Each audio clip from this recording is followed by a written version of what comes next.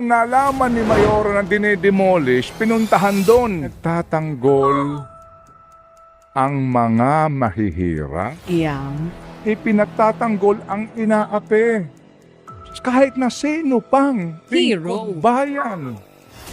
Kapag naharap ka sa ganung pagsubok, nagagawa mo ang hindi mo dapat gawin. Kilalang mamamahayag na si Ted Filon walang bilib sa diskarte ng kampo ni Luistro sa prosecution dahil sa mga diumanoy sablay nilang witnesses na paharapin laban kay Vice President Sara Duterte sa impeachment trial.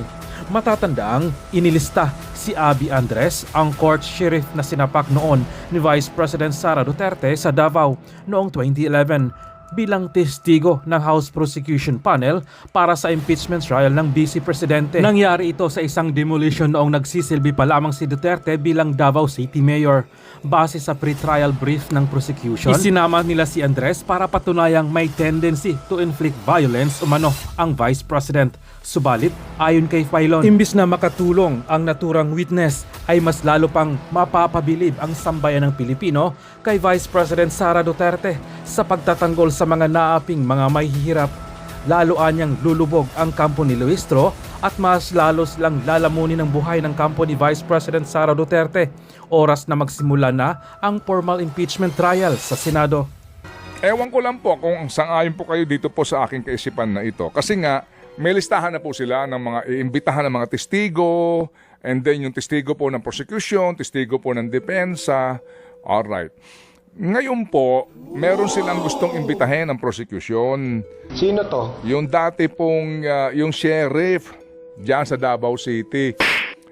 Ito ho yung sheriff na sheriff na sinuntok ni VP Sara when she was mayor.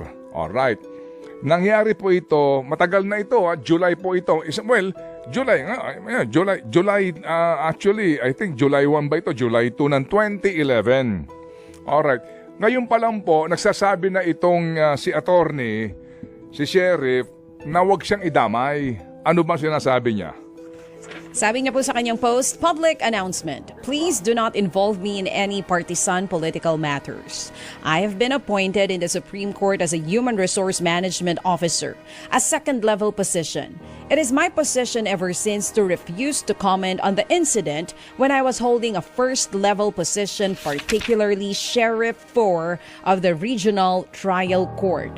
The media reports are self-explanatory. So malinaw na siya po'y hindi pupunta kung sakali may ipatawag. Huwag yun akong idamay dyan. Okay.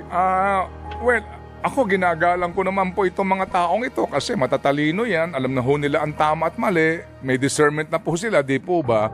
Pero sa puntong ito, sa akin lang ito naman ha. Ewan ko lang kung makakatulong sa prosecution talaga ito. Sa inyong pagpipilit dyan. Ang sinasabi po nitong sila Congressman Joel Chua at saka ng kanilang spokesperson, basahin mo lang ito, no? Itong quote dito. Kung bakit ba nila gustong imbitahan itong si Sheriff. Ito. Basahin mo nga itong quote dito kay Ginoong Joel Chua at kay Ginoong Benjamin Tolosa, yung kanilang spokesperson. Okay, unahin po natin yung sinabi ni Joel Chua. Ni Congressman. Well, hindi naman yung kaso niya noong 2011 ang pag-uusapan dito eh. Kung hindi yung ugali o yung pagiging bayolente ng ating vice-presidente ang magiging purpose po ng usapin dito. Yan nga po ay galing kay House Impeachment Prosecutor Congressman Joel Chua. Samantala, ito naman po ang sinabi ni Attorney Benjamin Tolosa, ang House Impeachment Trial Legal Spokesperson. Under the rules, it is allowed to present evidence to establish behavioral patterns, to establish the propensity of a person to resort to violence, for example. So kumbaga po, gagawin testigo ito para daw po doon sa pag-establish nila sa pag-uugali ng Vice Presidente at pagiging umano ay bayolente. Ito lang sa akin dito. Again, ito lang po naman po ay sarili ko lang opinion. Ngayon, mga kapatid, wag natin din pong itatanggi na ito pong impeachment na ito na panonoorin nating lahat, ang isa po sa mga dito ay kumbaga ang contest din dito ay yung public perception. Di ba? Yung pong publiko, yung kanila pong pananaw, yung kanila pong kaisipan. Kasi yan po'y malaking bagay sa magiging desisyon ng mga judges, senator judges. Kasi nga po ito po ay, kumbaga, usapin din pong politikal itong prosesong ito. Yung impluensya ng taong bayan. Sabihin na po natin, girl, na talaga namang bawal, hindi tama, labag sa batas ang pananakit sa kapwa. Ang lalo na itong pisikal na pananakit sa kapwa. Labag po yan sa batas, bawal na bawal po yan, hindi dapat yan tinutularan, hindi dapat ginagawa yan. Pero sa akin po dito, kung ito po'y isasalang ng prosecution sa impeachment trial, baka sa halip po na ito'y makatulong sa kanila, makatulong pa ito kay VP Sara. Sa anong kadahilanan? Sandali lang ha. Kasi kung haharap itong si Sheriff Abby Andres at pauupuin sa witness stand at dadaan sa cross-examination, kung ako si Attorney Fortun, matutuwa pa ako dito na iharap. Bakit? Kasi tatanungin ko si Sheriff Sheriff, balikan lang natin yung nangyari. Ba't ka ba sinuntok ni VP Sara? Napanood namin sa TV. Ba't ka sinuntok?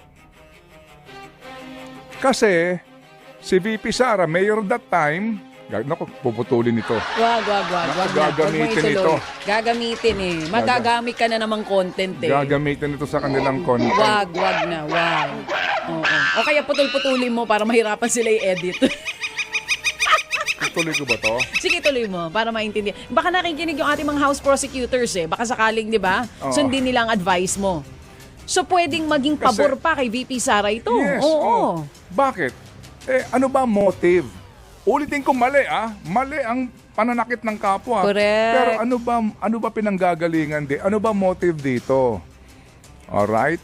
Yan po naman po laman na ho ng balita dati. At nangyari nga po, na diskusyon. Bakit?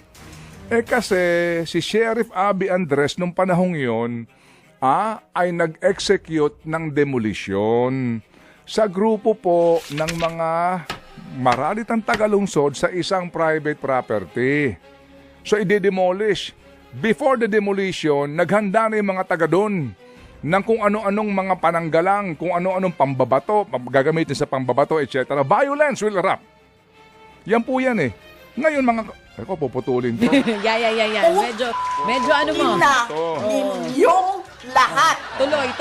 So, ngayon, naghahanda na sila. Gaya po ng ilang pong mga eksena sa mga demolition, naghahanda na yung mga nakatira doon. Ilang pamilya yon na di-demolish. Mga kapatid, para maiwasan po yung violence, namagitan itong si Mayora. At Mayora sinabi Sara. dun sa sheriff na, Sheriff, wag mo munang i-demolish to. Bigyan mo kami nakikiusap. 2 oras. Oo, nakikiusap. Para lang sa maayos na pag-aalis ng kanilang mga gamit. Before pa yan, sinabi na yan, wag mo munang i-demolish yan. Bigyan mo kami ng sapat na panahon. Kasi may problema pa ako dito sa isa Meron pa siyang ilang mga maitang ulo. Nung nalaman ni Mayora na dinedemolish, pinuntahan doon. Pinuntahan. Ay nako, gagamitin to. Sigurado Hindi. ako. Gagamitin ito. Pagpunta, di So pinuntahan. pagpunta doon, Pinuntahan ni Mayora Sara. So nang gigigil, pagdating doon, talika dito, sinapak. Kitang-kita po yan. Not once, not twice. Halika dito! Okay, so Nagka-black ngayon, eye ba? yan, sige, ganyan rin. So, Nagka-black eye. yes, Nagka-black eye. na-hospital. Na-hospital Ang siya. lakas kaya. Malakas ang tindi ni Kaya VP mga kapatid, Sara, ano ang punto ko dito? Sige. So, siyempre, gagamitin po yan sa pagtatanggol na bakit ba nagawa ng tao? Ipinagtatanggol ang mga mahihirap. Yan. Ipinagtatanggol ang inaapi. Kahit na sino pang lingkod bayan. Kapag naharap ka sa ganung pagsubok, nagagawa mo ang hindi mo dapat gawin sa pagtatanggol sa mahihirap. Nakita ho ninyo? Hero, ano? Hero. Hindi ba kung ikaw sa prosecution, hahayaan mo ba na maging mapunta ron ng diskusyon? Oo nga. Di ba? You know what I'm saying? I know what you're saying. Bati na ba sila So, ngayon? kuha ka na lang ng psychologist perhaps. Oo, na pwede mag-explain nun. Subject matter expert.